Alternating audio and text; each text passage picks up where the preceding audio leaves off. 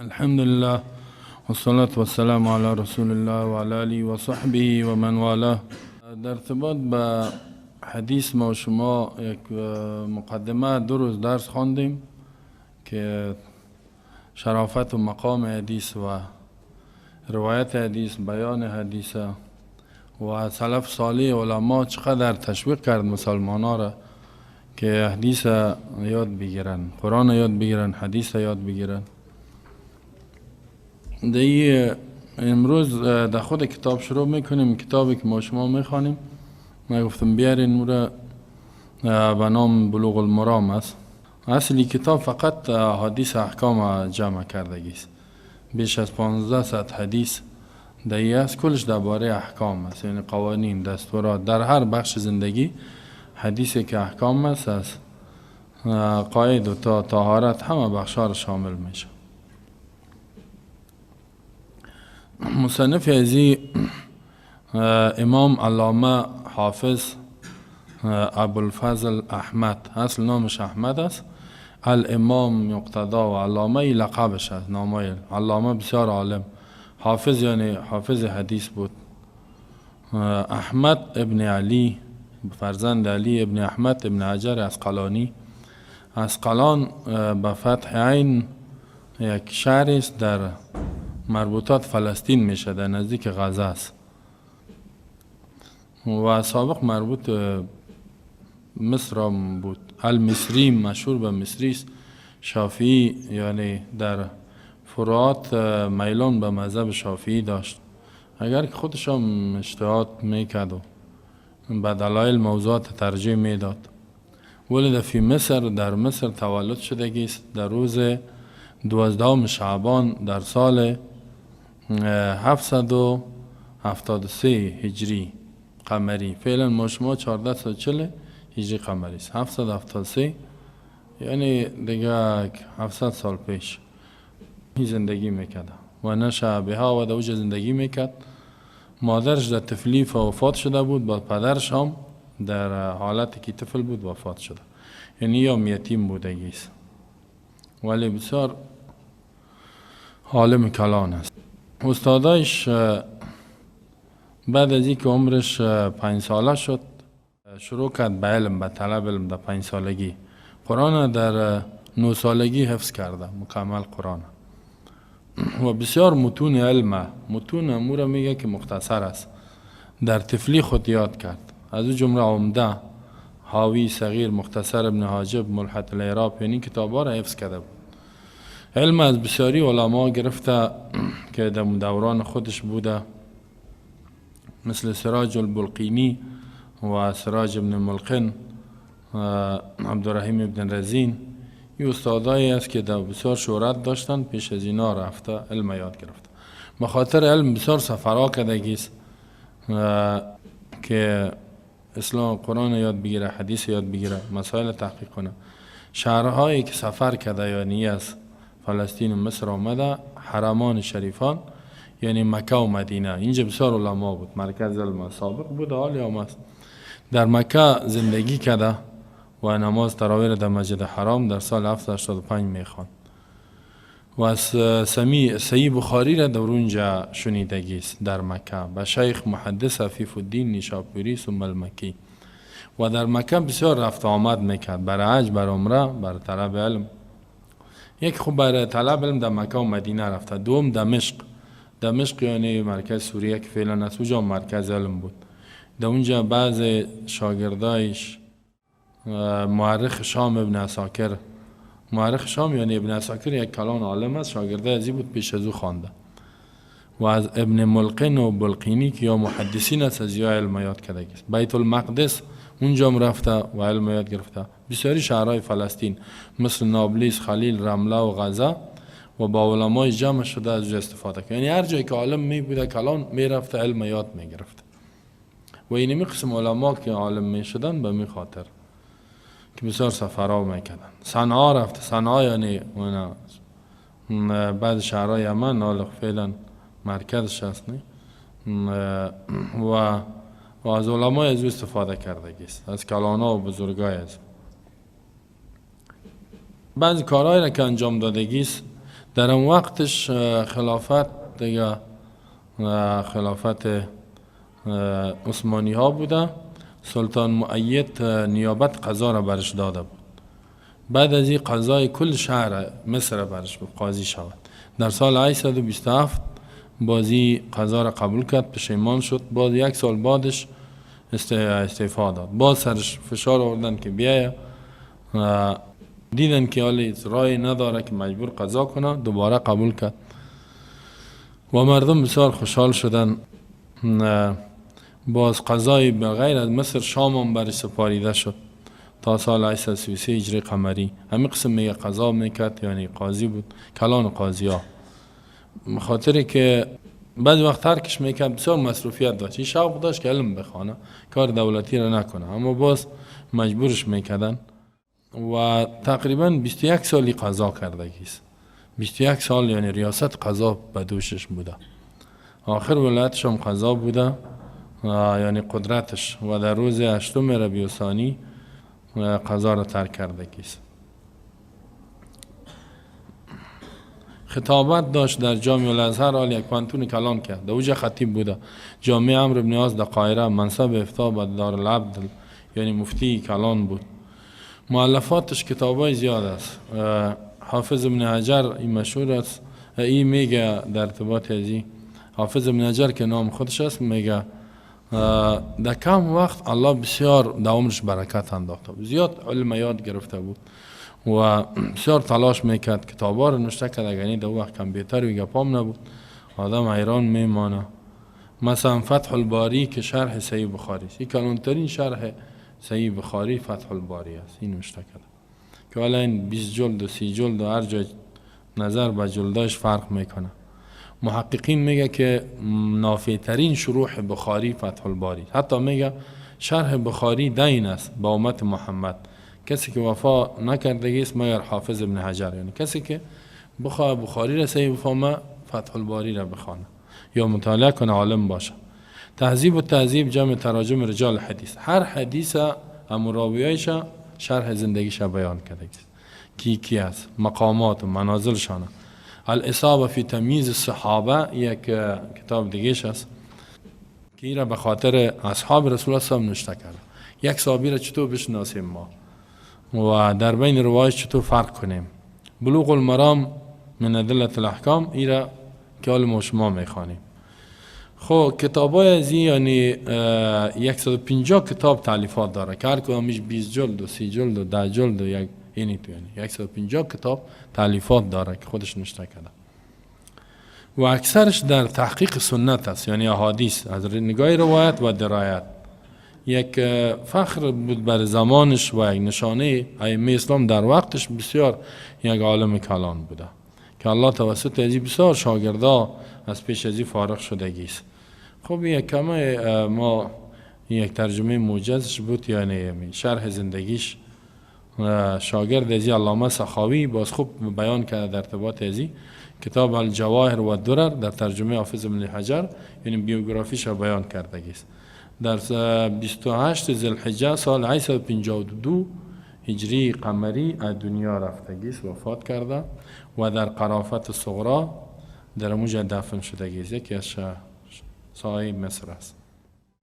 کتاب بلوغ المرام بسیار یک کتاب مفید است، با وجودی که خرد است اما فایدهش بسیار زیاد است. میتونه که مبتدی هم میره بخونه، عالم هم سابق که بود همی شاگردان نو ایره میخواندن و حفظش میکردن و مؤلفش بسیار خوب خدمتا کردگی. سمی حافظ ابن حجر مرتبه حدیث بیان کرده که صحیح است، حسن است، ضعیف است.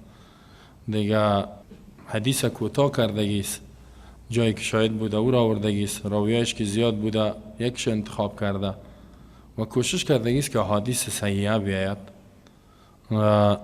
از کتابایی که کتاب خود گرفته صحیحان، یک بخاری، مسلم، مسند احمد، سنن اربعه یعنی ابو داود، نسائی، ترمذی، ابن ماجه، این از اینا کتاب خود گرفتگی است و از بعض کتابای دیگه هم استفاده کردگی است و کوشش کرده که احادیث صحیحه را بیارد.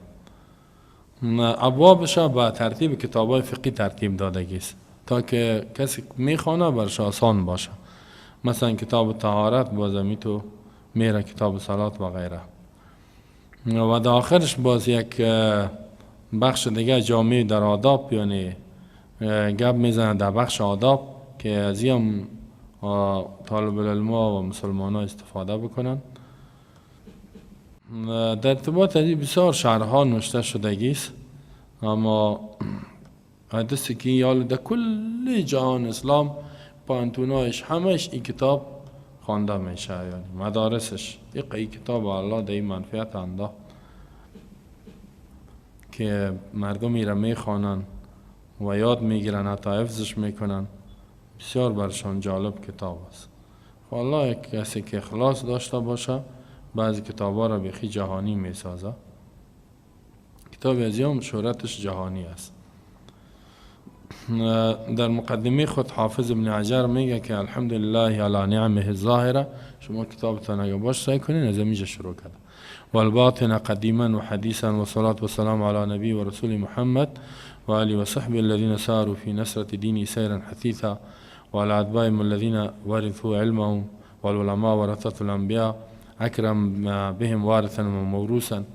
الحمدلله یعنی وقتی کتاب شروع میکنیم بسم الله الرحمن الرحیم، زیرا قرآن به می شروع شده. الحمدلله میگی زیرا کتاب الله به می شروع شده، نه اقتدا به کتاب الله.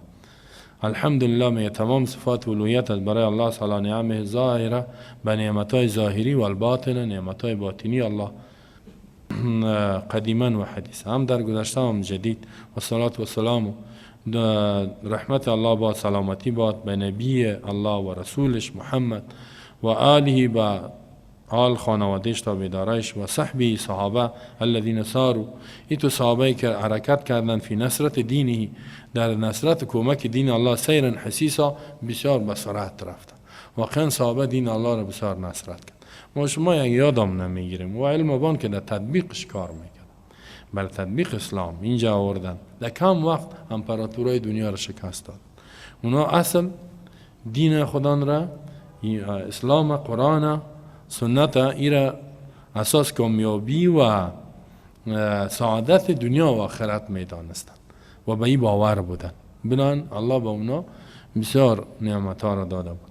و علی اتباعهم الذین ورثوا علما، و دیگه سلام و صلات به تابعدارای صحابه که ورثوا علما، که به میراث گرفتن علم صحابه را. والعلماء ورثة الانبیاء، علما وارثین انبیاء که علم گرفتن. اکرم بهم وارثا موروثا، الله عزت کنه وارث و موروث. موروث یعنی انبیاء و وارث دیگه علما. اما بعد فاذا مختصر، ابن حجر میگه این کتاب مختصر است.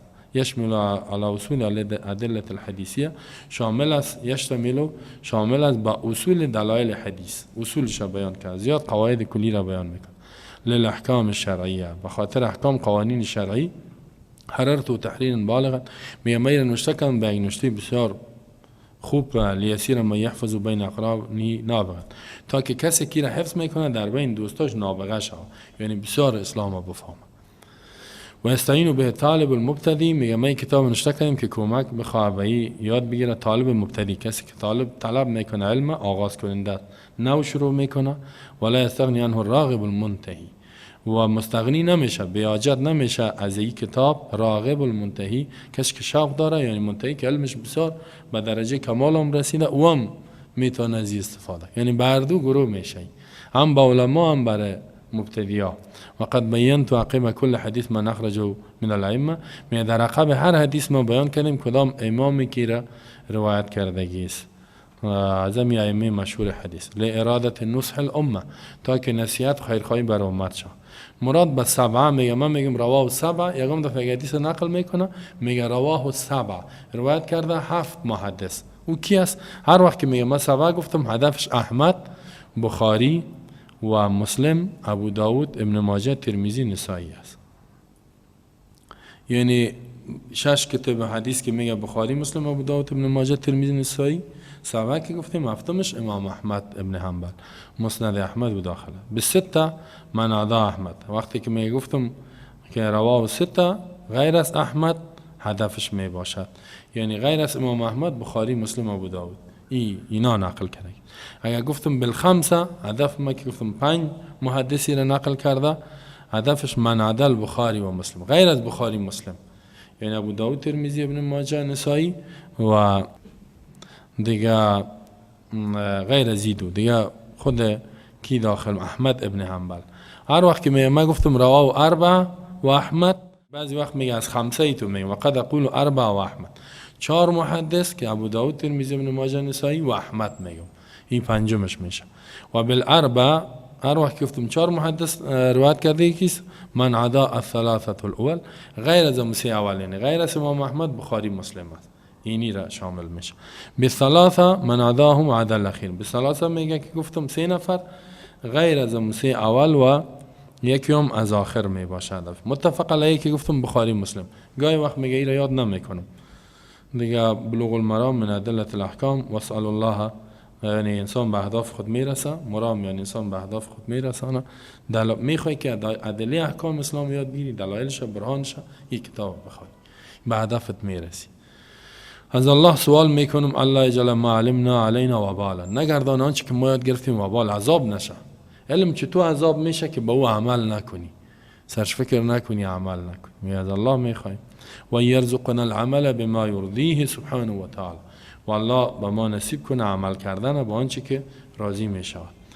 با دمسر کتاب که است، کتاب خدا گفتیم که به اساس کتابای فقهی کتاب بندی و باب بندی کردگی است. می کتاب طهاره، کتاب طهاره یعنی این کتاب، این بخش اولی از جلد اولش، خود می کتاب خدا بخش اولش کتاب طهارت چه قسم طهارت، چی را میگه طهارت، از کدام چیزا، یعنی اول چیزی که سر مسلمان فرض میشه طهارت بکنه. حتی یک کسی مسلمان میشه باید طهارت پاک باشه بدنش، و اگر میخواد ایمان داخل شه ظاهرش هم پاک شه، باطنش، ظاهرش از جنابت و اینا غسل کنه، باطنش از کفر شرک و اینا.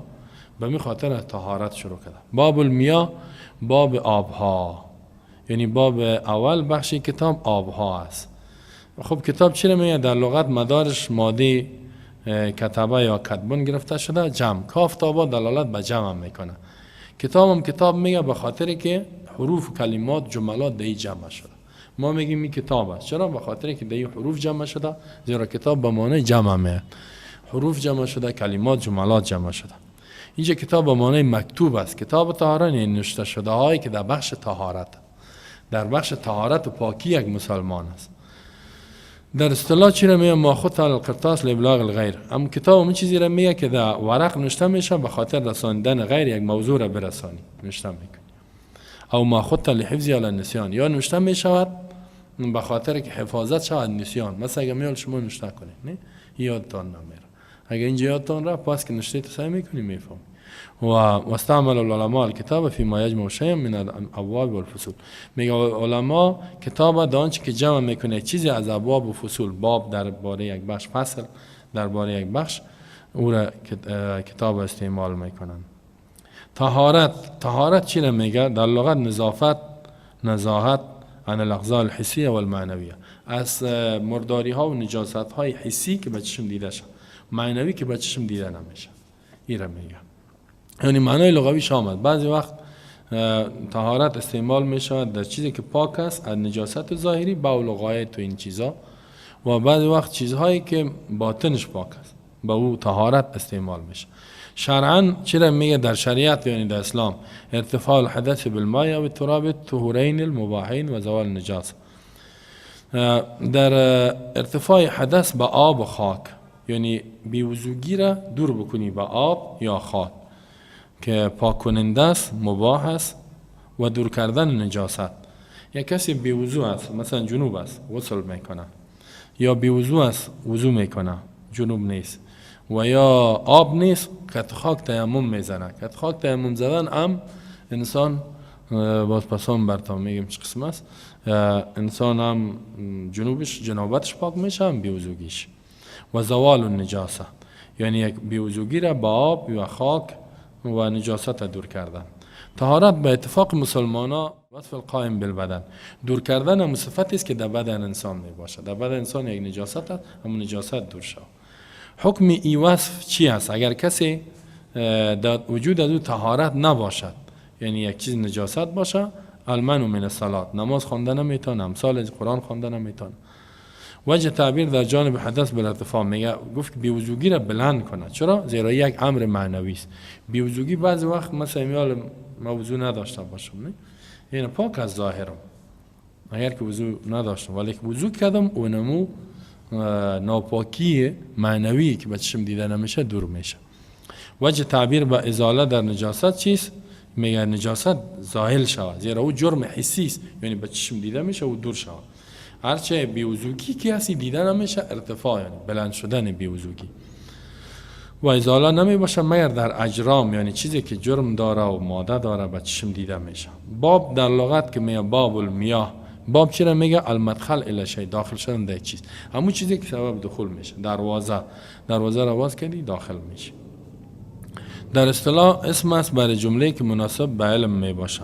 باب امو یک چیزی را میگه که در تحت از این دیگه فصول است، یعنی یک مبحث کلان میگه که در تحت از این دیگه مباحث کوچک است که او را فصل میگه، مثل فصل اول و فصل دو و مسائل دو می باشه. باب میاه گفت، میاه که است این جمع ما است. عرب ها آبها، ما و شما آبها میگیم، او میاه میگن. ما و شما آب میگیم، عرب ها ما میگن. ما منزل من السماء ماء طهورا، الله در قرآن میگه ما نازل میکنیم، پایین میکنیم از طرف آسمان یا از ابرها آب پاک کننده. میاه جمع ما چیز؟ مایه مشهور، اما مایه که ما شما می نوشیم و در دیگ استفاده میکنیم، وضو میکنیم، غسل میکنیم. و یترکب و کیمیایی من غاز هیدروژن و غاز اکسیژن، از نگاه کیمیایی میگه مرکب است از گاز هیدروژن و گاز اکسیژن. مصادرش از کجا آب به دست میاریم؟ که آب باران است زیاد، اصل منبعش باران است. زیرا اگر باران نباشه با ناب چاه است، ناب بحر است، ناب چشمه است، ناب نهر، هیچ آب وجود نه. همین باران است که الله میگه انزلنا من السماء ماء فاسقیناکموه، یا الله میگه ما را خزانه میکنیم. در دیگه آیات ها میگه ولی ینابی یعنی چشمه ها، کاریزها، یون چشمه ها، بحیرات، بحرها، نهرها، دریاها. خب اینجا باز مصنف یعنی ابن حجر به طهارت شروع کردگی. چرا گفت که آغاز به طهارت کردگی است؟ به خاطر که می در احادیث به مسلم ثابت است رسول الله صلی الله علیه وسلم در بیان شعائر اسلام اول به نماز شروع کردگی. در اعمال مثلا می بنی الاسلام علی خمس، اسلام به 5 بنا شده: شهادت لا اله الا الله و ان محمد رسول الله، اقامت الصلاه، یعنی بعد از عقیده قائم کردن نماز. و نماز که است باز بدون پاکی نمیشه. زکات، روزه، حج، مثل که در حدیثی که امام ترمذی، امام ابو داود، احمد، ابن ماجه نقل میکنه که قال رسول الله صلی الله علیه وسلم، یا رسول الله گفت که مفتاح الصلاه الطهور، یا ان النبی صلی الله علیه وسلم قال، رسول الله فرمود مفتاح الصلاه الطهور، کلی نماز پاکی است. اگر میخواهی در نماز داخل شوی، مثل که دروازه را باز کردن نمیتونی بدون قلف است، نه نماز قلف بسته بدون کلی. همین تو کلی نماز چی؟ طهارت. تا طهارت نکنی نماز خوانده نمیتونی. مفتاح کلی چیز شانش تقدیمه، اول باید تو پیش شوه با اون چیزی را که واز میکنی. به می خاطر است که اینجا مناسب بود که آغاز با طهارت کرد، زیرا طهارت از بیوزگی، خباثت از جمله شروط نماز. شرط یک چیز پیش از چیز می باشه. مثل که یک کسی میخواد در خانه داخل شه و قلف باشه، کلی باید باشه و واز کنه دروازه را، غیر از اون نمیتونه. و الله در قرآن میگه لیطهرکم بی، الله میخواد که شما را پاک بکند به می آب باران. اون آب باران پاک کننده است. و رواه مسلم، امام مسلم در حدیث شماره 223 نقل میکنه از ابی مالک اشعری قال رسول الله صلی الله علیه وسلم، می رسول الله فرمود الطهور شطر الایمان، طهور پاکی یک بخش از ایمان. مسلمان باید خوب پاک باشه، همیشه چقدر که میتونه پاک باشه. طهارت هم که از با 4 مرتبه دارد، لها 4 مراتب. اولش تطهیر ظاهر من الاحداث و الانجاس، ظاهر تا از بیوزگی و نجاست پاک کنی. نجاست در بدن تا، در لباس تا، بول از غایت است یا چیزی بویناک هر چه که است. دوم تطهیر الجوارح من الجرائم و الآثام، دست و پای و چشم گوشت از جرم، جنایت، گناه پاک کنی. دوم یعنی اسلام از ما و شما طهارت کامل میخواد، این که ظاهر ما پاک باشه و دیگه دست و پای و اعضای ما از جرم، جنایت، گناه ها پاک باش، گناه نکن. یا هر گناه که یک نجاست هست. مثل که شرک الله میگه انما المشرکون نجس، نه؟ فاجتنبوا الرجس من الاوثان. شرک پلیتی گفته الله، پلیتی است، گناه ها میتونه. سیوم تطهیر القلب من الاخلاق المذمومه، پاک کردن قلب از اخلاق بد. اخلاق بد دو دشنام، بدخلقی، می بسیار است دیگه، زیاد، دروغ، خیانت، یعنی از اخلاق بد قلب تا پاک. و چهارم چیست؟ چهارمین مرتبه طهارت تطهیر و سر اما سوی الله، راز تا باطن تا از ما سوای الله پاک کنی. این بسیار مهم، یعنی انسان این بخش عقیده است دیگه، با هیچ کس اعتماد نداشته باشه، او اعتمادی که با الله داره، و خوف و ترسی که از الله داره به هیچ کس نداشته، امیدی که به الله داره به هیچ کس نداشته، و محبتی که به الله داره، یعنی همیشه توجهش به الله باشه و اعتمادش به خالقش باشه، به مخلوق نی. ما شما اگر به اسباب زیاد اعتماد کنیم از الله کنه، باز الله ما را به اسباب میسپاره، باز و اسباب نمیتونه ما را نجات بده، اسباب ظاهری. اما اگر به الله اعتماد کردیم، اسلام میگه که اعتمادت فقط به الله باشه، اسباب که الله گفته استعمال کو او را استعمال کن، ولی اعتماد به سبب نکنی که این سبب ما را نجات میده. مثلا تو میخوای بری در مزار بری یا در قندوز بری یا قندار بری، چه قسم میری؟ سببش یا وسیلش موتر است، تو نگو که موتر مرا میرسانه، رساندن کی میکنه؟ الله. با الله اعتماد کو، او یک سبب است. اگر الله خواست دمو سبب تاثیر میپرده، نخواست نه. یا در یک جای مثلا مقرر شدی، وظیفه گرفتی، اینجاست یا در اداره، نگو که اینمی نان اومده اینمی اداره است، ها؟ دینمی وظیفه است، دینمی شرکت است، دینمی دکان است. اگر می دکان است دست دادم خلاص هستم؟ نه. رزق کی میته؟ الله. در هر جایی که باشی میته، او یک سبب است، او یک سبب ظاهری. انسان عقیدش به این درجه. و این غایت القصوى لمن قویت بصیرته فسمت الی هذا المطلوب. میگه این نهایت درجه کسی است که بصیرتش، علمش، فهمش بالا می باشه، به این مطلوب، به این هدف میرسه. و کسی که واقعا عمیت بصیرتش، دیدش، فهمش کور باشه، لم یفهم مراتب طهاره، مراتب طهارت نمیفهم، مگر مرتبه اولش میفهمه که فقط ظاهرت پاک باشه. مثل کافرها که کوشش میکنن که ظاهر خدا نه پاک کنن، بعضش و بعض مردار داره. اصل طهارت است که با آب می باشه، به خاطر که احسن المذیبات، یعنی خوب همین نجاست دور میکنه. کل مواد تذوب فی، دیگه مواد در این ذوب میشه، این نجاست ها در این. و قوت تطهیر ترجو الى بقای علی خلقت الاصلی، قوتش بسیار قوی است که پاکی از این بقایش به خلقت اصلی. خلقت اصلی چیست که هر چیز پاک میکنه. فإنه اذا خلط ما غیر مسمى ضعفت قوت و ازالت و تد. اگر خلطش کنی دیگه چیزایی که غیر از آب است در این پرتی، باز قوه ازالش از بین میره. اما اگر جاری باشه هیچ نجاست نمیمانه، نجاست از بین میبره. سیلانش همی شدتش نجاست ها را از بین میبره. خب این خو کتاب المیاه یعنی گفت که طهارت ما شما فی میاه آب چی را میاد، مراتب طهارت. ولی یک حدیث میخوانیم انشاءالله اگر وقت بود، یک حدیث دیگه میخوانیم. اولین حدیثی کتاب چیست؟ عن ابی هریره رضی الله عنه قال قال رسول الله صلی الله علیه وسلم فی البحر هو الطهور ماؤه الحل میتته اخرجه الاربعه و ابن ابي شيبه واللفظ له وصححه ابن خزيمه والترمذي ورواه مالك والشافعي واحمد. سعی یک حدیث بیان کرد، باز این خوبی این کتابی است که باز می کی این حدیث نقل کرده است، وسعتش هم بیان میکنه. ابو هریره رضی الله عنه یک راوی حدیث است و بسیار مشهور است. این میفرماید که قال قال رسول الله صلی الله علیه وسلم، می فرمود رسول الله صلی الله علیه وسلم در ارتباط فی البحر، در ارتباط آب بحر از پیامبر سوال کردن که می آب بحر پاک میکنه یعنی چون که نمکی و ایگه پاس وضو کنیم دیگه کنیم. قال می پیامبر سلام گفت که هو طهور ما هو می بحر الطهور بسیار پاک کننده است، ما او آبش، نجاست و بیوزگی همه چیز پاک میکنه. الحل میتتو. اگر این وطنا از این سوال کردن که آب بحر چطور است، ما که در بحر میریم اگر که آب شیرین کم می باشه، ایرا اگر وضو کنیم غسل کنیم باز بر نوشیدن چیز نمیمانه. پیامبر گفت این پاک میکنه آب بحر.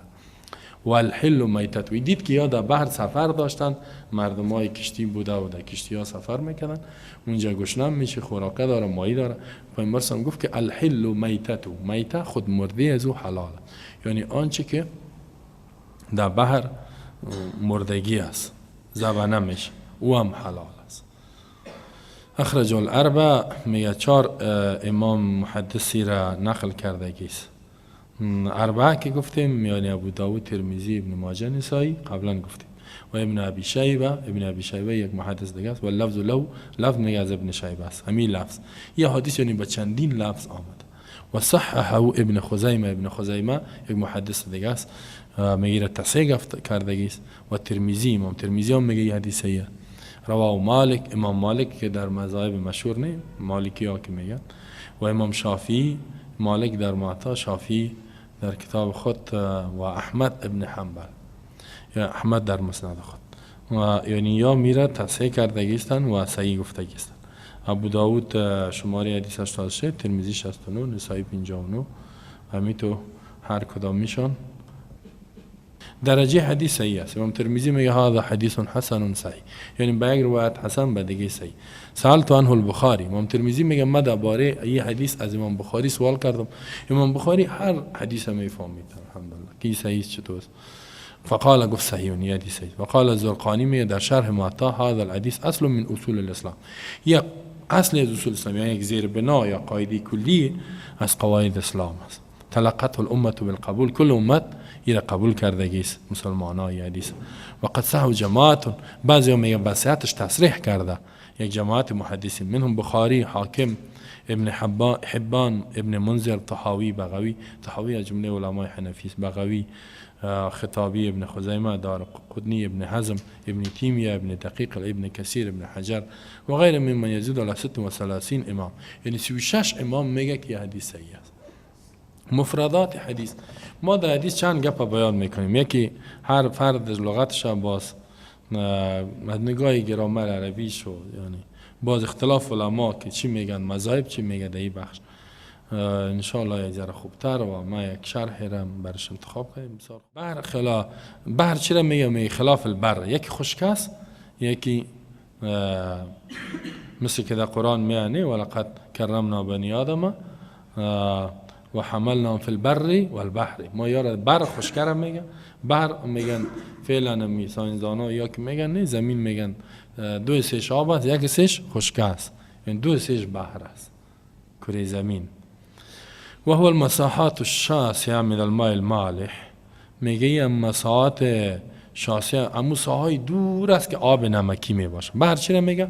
مکانای دوری که از آبش نمکی است. خب بحر با یک آب دو نوع بحر، یکی بحر شیرین است، یکی بحر نمکی است، بسیار نمکش تیز است. مثل که الله میگه مرج البحرین یلتقیان بینهما برزخ لا یبغیان، در بین از یک پرده است که یکی در دیگهش تجاوز نمیکنه. و همین قسم یک آیت دیگه هم در سوره فرقان، یجمع ولا ابحر، میگه بحر جمعش ابحر، میگه ابحر بحرها و بحار، بحور. یکی بحر است، یکی دریا. دریا که هست اینی تو روانه، بحر که هست آبش استاد است کلانه. میگه سمیه بحرن، چرا میگه بحر؟ میگه لعمقی، بسیار عمیقه، 1000 متر، 2000 متر، بعضی وقت 500 متر، و اتساعی دیگه بسیار کلانه. خب فکر کو که 2/3 کره زمین بحر است، نه چقدر کلان، یعنی از خود خشکیش کرده آبی زیاد. میگه پیامبر هم گفت که در فی البحر، درباره بحر معرفی، هو الطهور، طهور با فتح تایم الطهور المشدده من صيغه المبالغه، یه صیغه یعنی خوب پاک کننده، مبالغه کرد پیامبر اسم للماء الطاهر، نام است برای امو آبی که پاک کس به ذاتی، المطهر لغیری، خودش پاک است دیگه چیز پاک میکنه. واللام لیست للقصر، میگه لام برای قصر نیست که هو الطهور، که یعنی هو الطهور یعنی فقط. اینجا قانون در گرامر عربی است که مبتدا هو مبتدا، الطهور خبرش، یک خبر ما دیگه، ولی مبتدا و خبر که معرفه باشه مفید حصر خبر در مبتدا میشه، با معنای تو میشه که یعنی فقط بحر پاک کننده است دیگه چیز نه. یعنی بعضی وقت مبتدا و خبر یکی دیگه منحصر است که معرفه بیاید، بعضی وقت نمی باشه. اینجا تو نیست، این برای قصر نیست، یعنی الف لامش. فلا ینفی طهوریت غیری لوقوعه، جواب سوال. این هدفش این نیست که غیرش منفی کنه. مثلا پیامبر صلی الله علیه و که فقط آب بحر پاک میکنه، آب چاه و آب دریا و آب نهر یا پاک نمیکنه. این چون که در این بخش سوال شد، پیامبر صلی الله علیه و گفت که هو الطهوری، بسیار یعنی پاک کننده است. و ماءه آب ازی این فاعل میشه برای طهور. هو الطهور، این بحر طهور و پاک کننده است. چی؟ ماءه آب می بحر، ضمیر راجع به سوی بحر است. ماءه که گفتیم. خب بعد از او چی گفت که ماء بحر هوا املاح معدنیه عدیده. آب بحر میگه تو شامل است نمکیست معدنی بسیار مختلفه. محلول الاملاح فيه موصل کهربایی. حتی اینقدر میگه این نمک یاد داره که برقم تولید میکنه، یکور اکبر نسبت مواد ذاتی فیم. بسیار مواد ذاتی داره در آب بحر و می خاطر میگه که نقدر من غیر ازاله النجاسات و رفع، یعنی از دیگه چیزا که خوب نجاسات گم میکنه. یک آب نمکی یعنی مثلا یکم تا که گلوندر میشه میگه نمک پرتونی، این نجاسات ها رو زیاد گم میکنه. و قدرت الله هم است که در بحر امی آب نمکی اگه چیز میموره بوی نمیگیره. اگه این مایا و نیانگا و یا که میموره بسیار چیزا میموره بوی میگیره. یکی از بویش ما شما زندگی نمیتون. الله ایره میتونه نمکی جور کرده که بوی گپایش از بین میبره. و نجاست بی وجود گیره. ولله فی خلق اسرار، میگه الله در پیدایشش بسیار رازها داره که نمک در انداختگی است. مثل که در قرآن میگه که والذی جعل البحرین هذا ملح اجاج و هذا عذب فرات، یعنی یکی شیرین دیگهش بسیار نمکی است. الحل پیامبر صلی الله گفت که هو الطهور ماء، بحر پاک کننده است آبش. الحل میتته، حلال است خود مرده است، یعنی آنچه که در بحر میمره ذبح نمیشه حلال. در بحر خو نیست، در بحر یعنی در خشکه اگر گاو بمره خودش و حرام، اگر در بحر بود و حلال. ای تو گفت حل چی را میگه؟ میگه بکسر الهای تجدید اللام وصف من حل یحلو من باب ضرب یضربو ضد حرمه. حل یعنی حلال به معنای حلال، مثل در روایت دار قدری آمدگی است. الحلال میتته، میته به فتح میم، امو حیوانی را میگه که زکات شرعی به او نرسه. معلم تلحق زکات شرعی. زکات شرعی چی را میگه؟ که ذبح کنی، این بین گلون که کار دکش کنی، این دو رگا زده شود خطی مرای خلاص مخون اضافه میره، گوسفند باشه گاو باشه شتر ذبح همیشه نی. در اینجا کس یعنی که میته باشه چی را میگه؟ حرمت علیکم المیته. نه در قرآن شما خواندید او که ذبح نشه، مثلا گوسفند خودش بمره، یک گاو خودش بمره، یک مرغ هیچ ذبح نشه خودش بمره، این را میته میگن. و به کسرها میته یعنی میته که است. الهیئه کالجلسه، میگه شکل میگه مثل جلسه. مرادش در اول است که میته یعنی خود مردیش. میتته فاعل للحل، الحل میتته، الحل این فعل میشه مصدر است، میتته فاعلش میشه. الحل حلال است، میتته خود مردی بحر، یعنی در بحر کدام حیوان که خودش میمره و حلال، حاجتی نیست که ذبحش کنی. مثلا گاو بحری است خودش مرد حلاله، گوسفند بحری است. مراد اینجا چی است؟ هدف در این حدیث ها اونا ما مات فی من دوابی، یعنی کدام حیوانایی که در بحر زندگی میکنن خودشان میمرن. مما لا یعیش الا فیه، از امو حیوانایی که زندگی نمیکنن مگر در بحر، یعنی اگر بحر بکشش میمرن، فقط در بحر زندگی میکنه. اینی هدفش است. لا ما مات فی مطلقا، نیتونه که هر حیوانی که اینجا میمره و نمو حیوانی که در غیر در بحر در خشکه زندگی کرده نمید، اگر موجا میموره حلال است. اون مردیش چطوره؟ مثلا این تو در سر آب میایه، در کشتی روانه، در سر واما در کشتی بالایش که خلاص اون گوشتش است دیگه، کار ده بگی اون پخته کرده برو خورده برو.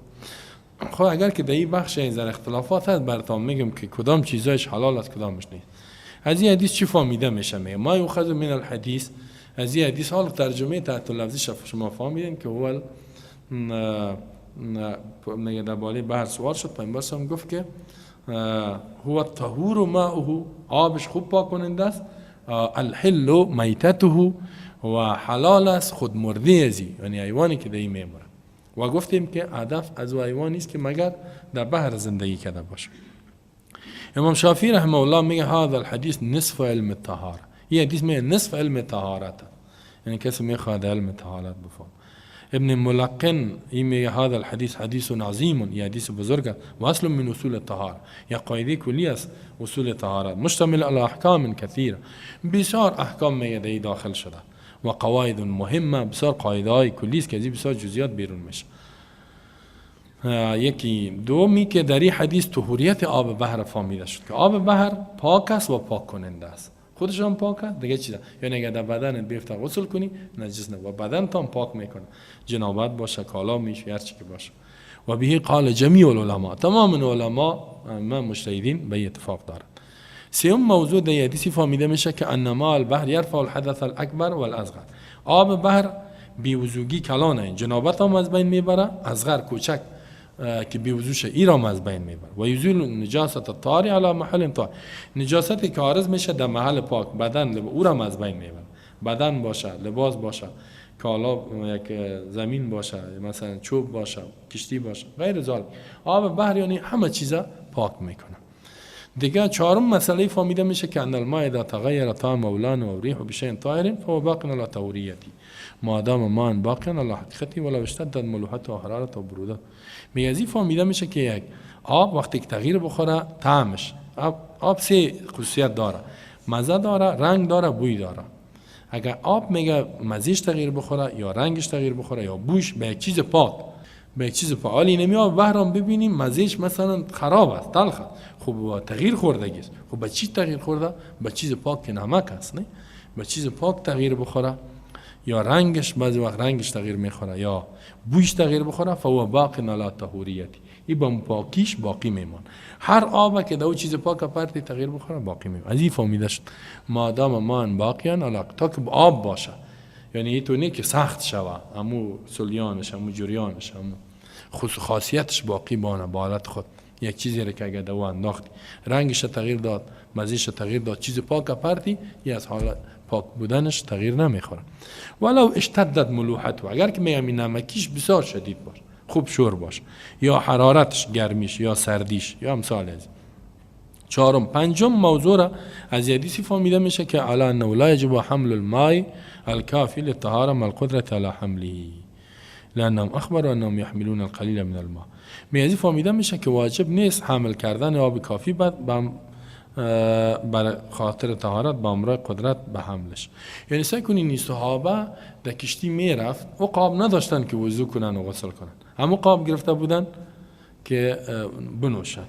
سوال کردن، یعنی زی فهمیده میشه که انسان سفر میکنه، سرش فرض نیست که باید آب وضو خودم بگیره به خاطر نماز، این فرض نیست، نه در کشتی نه در طیاره نه در، اما به اندازه خوراک اگر ایجاب پیدا شد وضو میکنه، نشد چی میکنه؟ تیمم میزنه. این میگه این فهمیده شد، به خاطر که صحابه گفتن که ما آب ما کم است، میگه با پیامبر خبر دادن که آب کم داریم ما. و پیامبر گفت طهور ماؤه، تعریفش با الف لام کرده است الطهور، میگه لا الف لام خو مفید حصر میشه، اما اینجا او گپ نیست، اینجا تو نیست که فقط آب بحر پاک کننده باشه، به خاطر که جواب سوال از آب بحر شدگی است و این خاص شدگی است با نصوص دیگه که دیگه چیزا هم هست که پاک میکنه. هفتم موضوع فهمیده میشه که از این حدیث که میتی حیوان بحر خود مردیش حلاله، همین حیوانایی که در بحر است و مراد با میتی از چیز ما مات فی من دوابی، اما حیوانایی که دیگه از میمرن من ما لا یعیش الا فیه، از اون حیوانایی که زندگی نکنن مگر در آب، و از اون جمله اگر میمره هیچ حرام نیست، حاجت ذبح. مثلا گوسفند در اونجا، در گوسفند داره، گاو داره و آهو داره، دیگه بسیار چیزا در بحر، اگر خودش هم میمره حلال است، زیرا این مثل گوسفند نیست که در خشکه باشه، در خشکه اگر خودش بمره حرامه تا که ذبح نکنه، این طور نیست. و هشتمی فهمیده میشه که یجب یکون الماء رافع للحدث والمزیل للخبث ماء مطهر. از این فهمیده میشه که واجب است آبی که بی وضوگی را میخوای دور بکنی توسط از وضو کنی یا خباثت و نجاست دور کنی، آب پاک کننده باشه. چرا؟ به خاطر که رسول الله صلی الله علیه و آله میگه، دلیلش بیان کرد که بجواز الوضوء منه یکون طهورا، یعنی وضو جایز است و انسان پاک میکنه. نومی را فهمیده میشه از این حدیث که جواز رکوب البحر، یعنی انسان میتونه که در بحر بره و حرکت در کشتی سفر کنه سوار شود لغیر حج و عمرت و جهاد، غیر از حج غیر از عمره دیگه خو میری به سفر حج عمره جهاد دیگه هم میتونی بر تجارت بری بر سیاحت بری. دوم فضیلت زیادت در فتوا علی سوال، یعنی کسی واصل سوال کردن درباره آب از حیواناش پرسان نکردن چطوره، ولی تو میبینی که یک انسان که میره این سوال هم برش پیدا میشه با تو زیادتر جواب بده.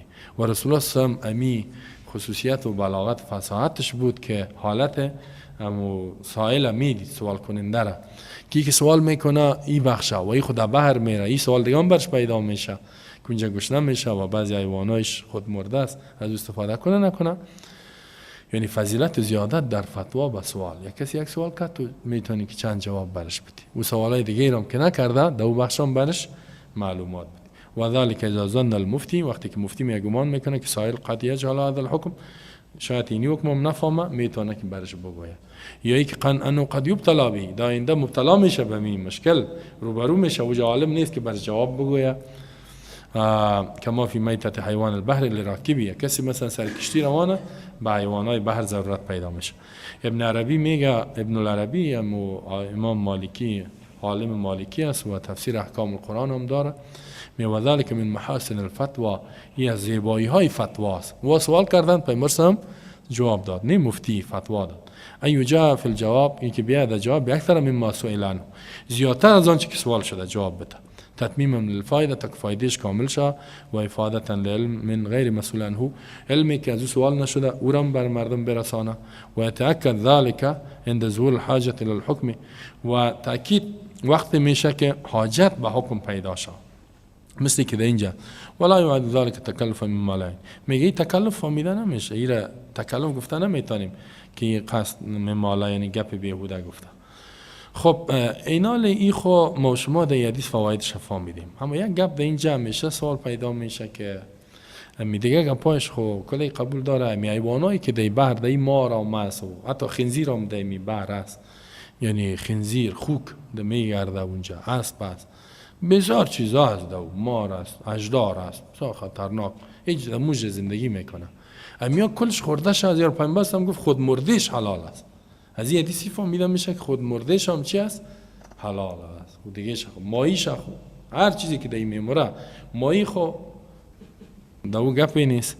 سعی کنین اینجا علما محدثین مجتهدین اختلاف نظر دارن و ما این را بیان میکنیم، نظر راجع را میگیم و کسی که ما جنگ و دوام نکنه و دلایل هم اینجا است و نظر خود ما نیست، من فقط ترجمه میدم. امام ابو حنیفه رحمه الله میگه الی اباحه سمک بجمیع انواعی، میگه تماما انواع مایی باب کلش مباح است. ده اینجا هر قسمی که ماهی باب باشه، مایی باشه حلال است. و حرم ما عدا، ما سوایزی میگه حرام است. امام ابو حنیفه تحریم کرد، میگه حرام. غیر از مایی مثلا اگه سگ بحری باشه دیگه، مثلا مار باشه، اژدار باشه، تمساح دیگه، مثل کلب ما، سگ ما، خنزیر شه میگه حرام است، ثعبان، مار و اژدار و گپاش ایره میگه حرام. و غیر مما ولا صورت حیوان البری، مثل صورت حیوان مثلا گوسفندش باشه، گوش باشه، شترش باشه، به صورت حیوانای خشکه باشه حرام است کلش. فإنه لا يحل عنده، بس به نظر میگه حلال نیست. و ذهب الامام احمد فی المشهور، یعنی دماییان با یک نوشه هم حرام میدانه. می تافی همی که میگه سرگردان مرده میگرده، تافی که است میگه یکی خودش مرده تازه ای تو بسیار وقت درش تیر شده، میگه میشه این مضر باشه و چی باشه، این را استفاده نکن. تافی همی تو یک نفر که بمره در سر عوض این تو چی میمانه نی بالا، این مایی هم که مرده همی تو سر عوض چرخک میزنه، میام میگه حلال نیست. امام احمد در مشهور از مذهبش میگه، احمد ابن حنبل که محدث است و فقیه است، میگه اله اباحه حیوان البحر کلی، مشهور دون قول داره، مشهور شمیست که تماما حیوانایش حلال است، تماما حیوانایی که خنزیر است هر چی که خودش میمره هیچ حاجت نیست، هر چی که در بحر است استفاده کن. غیر از میگه عدد زفده و الحیه و تمساح، غیر از زفده یعنی امی کربقه میگن، چی میگه اینی کربقه نه دی خوشکام که هست نه، خیستک میزنه، خیز میزنه. و حیه مار و تمساح که اون دندان بسیار دان خدا این قواز میکن. فالزفده و الحیه من المستخبصات. چرا؟ میگه زفده و حیه که است یعنی از مستخبص خبیث است. میگه فکر میکنه که شاید به انسان ضرر برسانه اگر ایره بخوره، ما را میگه زهر نداشته باشه. هرچه تمساح که است، تمساح زوناب یفترس به، این صاحب اشک است یعنی که پاره میکنه انسان. و مثل که میگه دخشکه پلنگ و سگ حرام است به خاطر که دندانش پاره میکنه به این خاطر. خب این گفت که کلش امی سه چیزا جدا کرده. امامان این خود در مذهب مشهورش ده دیگه روایتش است که کلش یا ملال است دیگهش گفت. امامان دو امام دیگه، امام مالک شافعی چی میگه؟ الی اباحت جمیع ایوان البحر بلا استثناء، بدون استثناء کلش میگه حلال. این در اینجا سه امام یک جای شد که احمد ابن حنبل او یک چند تا را مستثنا کرد، تمساح و دوام در یک روایتش، یعنی تمام اگه خنزیر است اگه هر چی که است کلش حلال. دلایلشان چیز؟ دلایل اینا دلایلشان بسیار قوی است. یک دلیل است که احل لکم صید البحر و طعامه متاع لکم وللسیاره، آیت قرآن. الله میگه احل حلال کرده شده، سورة مائده، لکم از برای شما مسلمانا، صید البحر شکار حیوانات بحر، احل لکم صید البحر و طعامه متاع لکم، و طعام و غذایش منفعت است بر شما، وللسیاره و بر قافله کسایی که سفر میکنه. اینال طعام عبدالله بن عباس میگه که همین خود مردهش میگه، صید زندهش میگه، زندهش که میگرده شکار میکنی میگیری، و مردهش که هست اون طعامش خود مرده را میگه، خودش میموره. صید در اینجا مسید شکار میشه. این خو آیت قرآن، یعنی آیت قرآن گفت که احل لکم صید البحر شکار و طعامو خود مردهش متاع لکم وللسیاره. و در حدیث هم که پیامبر صلی چی گفت؟ هو طهور ما هو الحل میتتو، این چه خسریه میته گفته، میته بحر، نه که خود مرده، نگفته که میته مایی باشه، مایی را نگفته، نه عام گفته، هر چیزی که میمرده این بحر مطلقاً بیان کرده، خاصش که میکنین دلیل میخواه. و دیگه حدیث است پیامبر صلی میفرماد احلت لنا میتتان الجراد و الحوت، می حلال شد بر ما دو نوع مرده، جراد و حوت، یعنی ملخ خودش میمره، ملخای کلان است در کشورهای عربی و اگر واجد ذبح نیست، اگر زنده بود ذبح میکنیم. دیگه حوت مایی، یعنی اگر مایی خودش میمره حلال است. ابن ماجه روایت کرده حوت سمک میگه. اینا لما جاء فی حدیث الباب الحل میتته، دیگه حدیث یک باب آمد که الحل میتته یوم آمدگیست.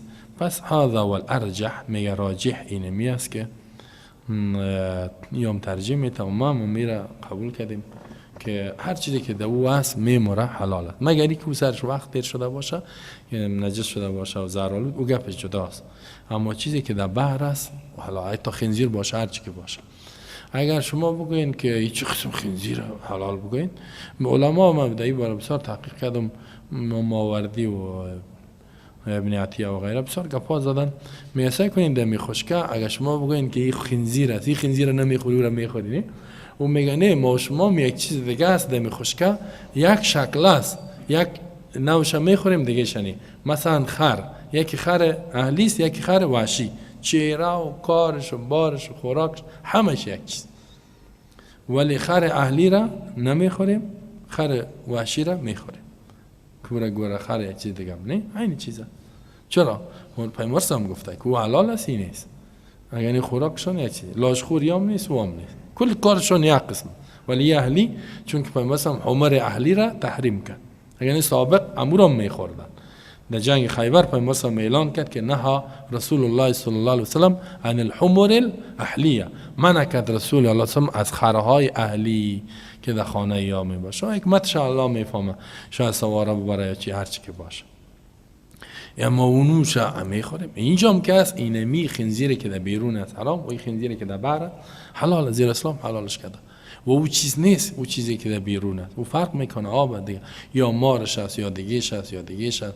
حتی اینمی زفدهش که است، حیش، تمسایش، یک مفترس است، خوب در بیرون است. این داخل بحر که است، بحریش جداست. یکی بری است، تمسای بری نه، او جایز نیست بیرون. هرچی در داخل آب است، یکی بیرون بکشیش میمره، یا 5 ساعت بعد یا نمیتونه زنده، او حلال است. او فرق میکنه. تمسایی که در بحر است دیگه در او اینقدر چیزاست که بسیار چیزای قوی است که این مردم های ما شما مثلا که در این بخش است، مثلا کسی که حنفی خدا میگیره امام ابو حنیفه رحمه نظر به او، ولی ما که دلایل هم دیدیم این طرف دلایل قوی هم است. نظر به دلایل در بحر که رفتین بسیار چیزای قوی هر چیز داره، اگر شکلش خراب معلوم میشه طبیعتتان نشد جداست، اما حرام گفته میتونین که از او استفاده کنین. خوبه می یک حدیث ما تکمیل شد دیگه. الله به ما شما توفیق عمل. وقت ما شما پوره شد ان شاء الله. دلم بود یک حدیث دیگه هم بخوانم. صلی الله علی نبی محمد.